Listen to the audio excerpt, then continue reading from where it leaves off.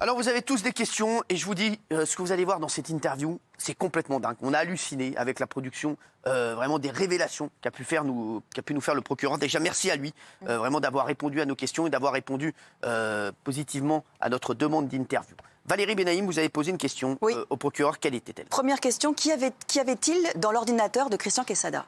Et il nous a répondu, le procureur de la République. Déjà, première question, Paul, et il nous a répondu à cette question. Regardez. Selon les enquêteurs, c'est plusieurs milliers d'images qui ont été répertoriées. Alors, elles ne sont pas toutes de la même gravité, mais il y a des images où, clairement, ce sont des viols d'enfants de moins de 10 ans qui sont photographiés et qui sont ensuite diffusés à des personnes qui se complaisent devant ce type d'image. Alors, voilà, il vous a répondu, donc il y a bien dans son ordinateur ce genre de vidéo comme il vient d'en parler. Gilles, vous le saviez? Alors oui, c'est une... enfin, je l'ai appris grâce à l'interview, mais c'est une cellule spécifique, spécialisée de la gendarmerie de Lyon qui s'occupe de l'enquête. Ils veulent aussi savoir s'il y a eu d'autres mineurs qui auraient été, c'est leur terme, harponnés par Christian Quesada, pour voir si les faits pourraient être encore plus graves. Et surtout, ils se sont aperçus que Christian Quesada a mis longtemps à être repéré parce qu'il avait réussi à utiliser des adresses fictives qui n'étaient pas à son nom, qu'il bloquait au fur et à mesure. Donc ils ont mis très longtemps à forcer les portes d'entrée de l'ordinateur. Donc il y a une préméditation. Très organisée en tout cas. Alors, Jean-Michel Maire, vous avez posé une question au procureur de la République. Oui, parce que Christian Quesada, pour sa défense, a avoué tout de suite aux enquêteurs qu'il est détenait, qu'il diffusait des images pédopornographiques, mais a tout de suite dit qu'il n'était jamais passé à l'acte. Donc je voulais savoir si le procureur a des informations sur ce passage à l'acte ou pas. Votre question, c'était Christian Quesada est-il déjà passé à l'acte? Et il a répondu également à cette question. Il a répondu à toutes nos questions. Pour l'instant, il n'est pas mis en examen pour des faits d'agression ou de viol, sur des majeurs ou sur des mineurs. Donc, juridiquement, le magistrat instructeur et les enquêteurs ne travaillent pas sur ces hypothèses. Si au cours des investigations destinées à identifier des personnes avec qui il a changé les fichiers, etc., on apprend qu'éventuellement il y a pu avoir des faits d'agression, à ce moment-là, de nouvelles investigations pourront être effectuées. Alors, est-ce que la réponse vous convient, Jean-Michel? Bah oui, c'est vrai qu'ils sont en train d'étudier. Il y a 3 ordinateurs, je crois, avec des milliers d'images et de vidéos. Donc ça prend énormément de temps à essayer de disséquer ça, d'essayer de voir qui sont les personnes qui sont impliquées dans l'histoire. Donc ça prend du temps, l'investigation va durer longtemps. Et pour l'instant, il a officiellement avoué effectivement avoir recélé toutes ces images pédopornographiques, mais il a toujours nié le passage à l'acte. Toujours. Tout à fait. Gilles Verdez, vous avez posé une question au procureur. Oui, monsieur le procureur, est-ce que Christian Quesada fait partie ou non Mais d'un il vous réseau entend pas là. Mais quelle remarque! Mais c'est pas possible. Mais quelle remarque, ce mec! Je crois que c'est un duplex. Alors, C'est un moment solennel. Est-ce que Christian Quesada fait partie d'un réseau pédophile? regardez ça. C'est difficile de dire s'il fait partie d'un réseau, mais à partir du moment où il y a un échange de ces images qui sont encore une fois interdites par la loi, les personnes avec qui il échange, on peut considérer que c'est un réseau. Après, est-ce que c'est un réseau organisé, structuré, ou est-ce que c'est au hasard des connexions qu'on a des échanges de ce genre de fichiers? C'est des investigations ultérieures qui éventuellement le détermineront. Vous êtes satisfait de la réponse? Très satisfait. Je voulais juste insister sur le côté événementiel de cette interview. C'est un procureur qui est arrivé il y a 3 ans maintenant à Bourg-en-Bresse. Il était à Châlons avant. Son créneau, c'est la loi, rien que la loi. Il est très sérieux. Hein, Oh là là, mais il est réputé pour être totalement strict. Il ne dévie pas et il ira au bout de cette affaire. Alors, Benjamin Castaldi, vous avez souhaité lui poser une question. Oui, parce que l'affaire en question, c'est une affaire qui date de 2017. Et est-ce qu'on connaît les relations qu'ils auraient eues via l'ordinateur, en fait? Alors, vous vouliez savoir quel était le contenu des messages entre Christian Quesada et son accusatrice, puisqu'il lui demandait apparemment de se dévêtir, de lui envoyer des photos dénudées, et il lui a fait des propositions ouvertement sexuelles. Le procureur a également répondu à cette question. A priori, le message au départ était anodin. Et puis, à un moment donné, c'était ouvertement des propositions sexuelles, soit lui demandant de se dénuder, soit lui demandant de lui envoyer des photos, etc. Et donc là lorsque le dialogue a pris un caractère sexuel, la mineure a parlé à ses parents autour d'elle, et c'est ainsi que la plainte a été déposée. Ça qui est pervers. Ça veut quand même dire qu'à mon avis, l'iceberg, il est très très très large en dessous, parce que pour l'instant, on est en train de tirer un fil, et visiblement, plus les jours passent et plus les semaines passent, plus les charges, à mon avis, vont- Vous êtes sur des informations également, voilà, on ne peut pas les divulguer pour l'instant, mais dans les prochains jours, peut-être qu'on pourra les divulguer. Mais en tout cas, Benjamin visiblement, est sur des grosses révélations également. gros scandale. Isabelle, vous avez souhaité poser une question? Oui, on a beaucoup parlé ici du passé judiciaire de Christian Quesada. Comme il est au cœur du sérail, j'aimerais bien qu'il nous précise le passé judiciaire de Christian Quesada. Elle fait une belle émission, elle. Ah, regarde. Quesada a déjà été condamné, il a des antécédents judiciaires. Il n'y a que 2 condamnations. Vous me direz, c'est déjà suffisant. C'est en partie ce qui a motivé l'incarcération de l'intéressé. Les condamnations, effectivement, ont été prononcées en 2001 et en 2009. L'une pour exhibition sexuelle et l'autre pour détention d'images pédopornographiques. C'est tout. Voilà. Oui, Gilles. J'ai eu nos collègues journalistes de La Voix de l'Ain, qui est un hebdomadaire près de Bourg-en-Bresse, qui suit tout. Et ils m'ont Très sérieux. Très sérieux. Et ils m'ont expliqué que Christian Quesada, selon leurs sources, savait que les enquêteurs étaient sur sa piste. Il n'a pas été surpris au moment de son arrestation. Alors justement, Raymond a demandé comment s'est déroulée l'arrestation.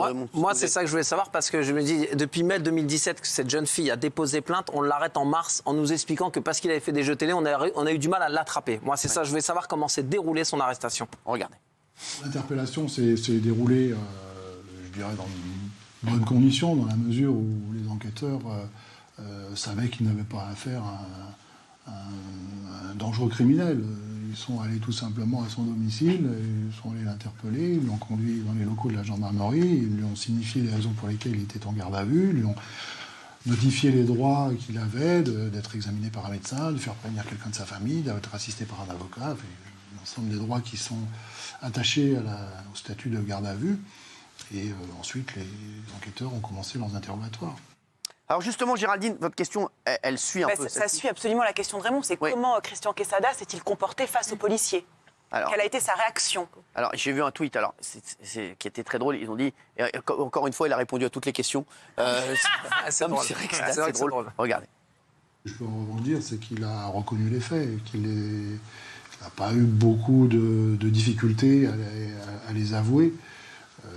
Il a d'autant moins de difficultés à les avouer que les preuves étaient là. Les consultations sur ses ordinateurs étaient des preuves matérielles qu'il ne pouvait pas contester. Et donc, il a admis les faits sans trop de difficultés. Alors, là, il va être en détention. Il est en détention provisoire. Et justement, on a souhaité savoir combien de temps il va rester en détention provisoire. Regardez la réponse du procureur. La détention provisoire, on sait quand elle commence, mais on ne sait pas toujours quand elle se termine. Elle peut durer jusqu'au jour du jugement, c'est-à-dire qu'à ce moment-là, l'intéressé comparaît détenu à l'audience où il est jugé, ou la libération peut intervenir en cours de dossier, en cours d'instruction. Si le juge d'instruction estime que finalement il n'est plus nécessaire pour le bon déroulement de l'enquête, pour la manifestation de la vérité, qu'il n'est plus nécessaire que l'intéressé soit détenu, eh bien, il peut être remis en liberté, sous contrôle judiciaire, avec un certain nombre d'obligations, de pointer à tel ou tel endroit. Il peut y avoir des obligations qui vont restreindre un peu la liberté du mis en cause, sans pour autant qu'il soit détenu.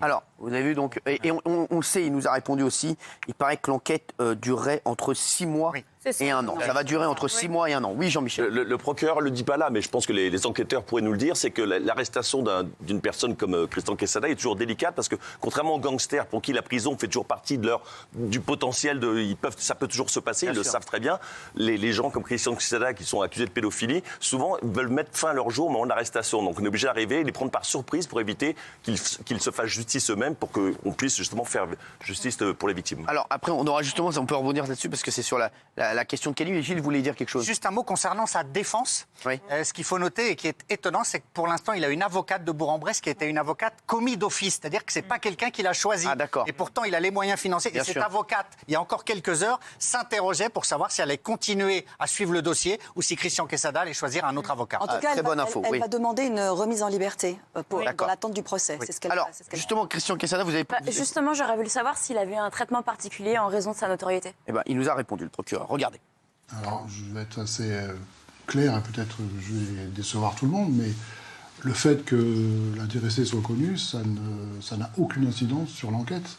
Ça ne la rend ni plus facile, ni plus difficile. La seule différence, c'est dans les suites qui sont données à cette interpellation, à cette mise en examen. Les suites sont médiatisées, attisent la curiosité de tout le monde. Mais sur le déroulement de l'enquête, sur la réunion des indices, sur la constitution des preuves, sur les questions qui ont été posées par le juge d'instruction, que l'intéressé soit connu, pas connu, qu'il soit riche ou pauvre, ça ne change strictement rien à l'affaire. Géraldine. Son compte Twitter n'a pas encore été fermé, il est sous séquestre, ça s'appelle sous scellé numérique, j'ai vu ça avec Maître Pérez. Donc on est en train d'éplucher tout son passé numérique pour voir s'il y a des images litigieuses ou des choses un peu compliquées. Là, ce qu'on est en train de nous dire, c'est que on a demandé la remise en liberté de Christian Quesada. Oui. Moi, je trouve ça sidérant. C'est la loi, d'accord, j'y connais rien en loi, mais je trouve ça sidérant. Attendons de voir ce qu'on va trouver. Déjà, pendant 2 ans, ils ont enquêté, et là, on dit, bon, on peut le remettre dehors. Bon, remettez-le dehors. C'est le rôle de l'avocat. Moi, d'entendre ça, ça me fait bizarre. Valérie. Par ailleurs, d'après les différents juristes qu'on a pu avoir, ils nous disent que cette demande de libération, en attendant le procès, ne sera certainement pas acceptée. D'accord. Alors, justement, on a demandé aussi au procureur comment il vit la médiatisation de cette affaire. Voilà, c'est vrai qu'il a répondu par la positive donc à notre demande d'interview. Regardez.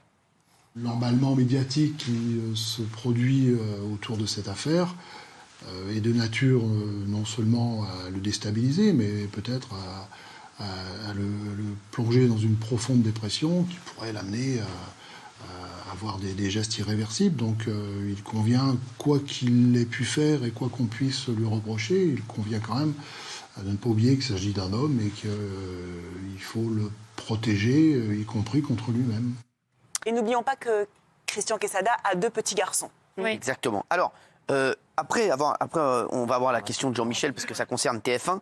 Juste mercredi, les 12 coups de midi avaient réuni 3,4 millions de téléspectateurs. Il s'agissait de la dernière émission avant les révélations du scandale Christian Quesada. Et depuis, les audiences sont un peu baissées. L'émission de Jean-Luc Reichmann a réuni 3 millions de téléspectateurs. Ils ont perdu 300 000 téléspectateurs. Est-ce que vous pensez que c'est lié ou pas du tout? Il faut le voir sur la longueur, ça, ce genre de choses. Ouais, on va voir sur la longueur, mais bon, Gilles. Forcément, forcément. Pensez vraiment? Moi, par exemple, personnellement, en attendant que l'affaire soit réglée, qu'il y ait une issue judiciaire, sans doute, je ne regarde plus l'émission. Je vous le dis très honnêtement. Parce que mais pour quel rapport? Non, mais je vous donne mon point de vue téléspectateur. Oui. Pour moi, elle est impactée. Elle est marquée par cette affaire. Ça dégueulasse. Moi aussi, ça, je Ce n'est que comprends mon point de vue. Moi, je trouve ça dégueulasse pour Jean-Luc Reichmann. ce que Moi tu aussi, dis là. je trouve ça dégueulasse. Par ailleurs, Jean-Luc Reichmann a très très vite réagi en se désolidarisant, en expliquant qu'il tombait de sa chaise et qu'il était absolument meurtri par ça. Donc je vois pas bien. Je pense que les téléspectateurs ont beaucoup d'affection pour Reichmann. Ils ne vont pas le déshumaniser. Jean-Michel, Que tu le veuilles ou pas, cette affaire a un peu cassé le jouet quand même, a cassé, brisé les rêves, comme le disait Raymond hier. De la même façon que l'histoire de l'agression sexuelle supposée dans Koh-Lanta l'année dernière a cassé un peu le mythe Koh-Lanta aussi. Alors, on va voir la dernière question. Justement, Jean-Michel, vous l'avez demandé au procureur. Si TF1 pouvait être sanctionné. Regardez. Il n'y a pas plus de raison de sanctionner qui que ce soit ou de reprocher quoi que ce soit à des organismes à partir du moment où ils respectent la loi.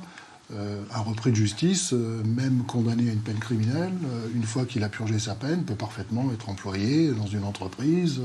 Ce ne sont pas des gens bannis à vie, ce ne sont pas des parias, ils peuvent être réinsérés dans la société et à ce titre, ils sont des citoyens comme tout le monde.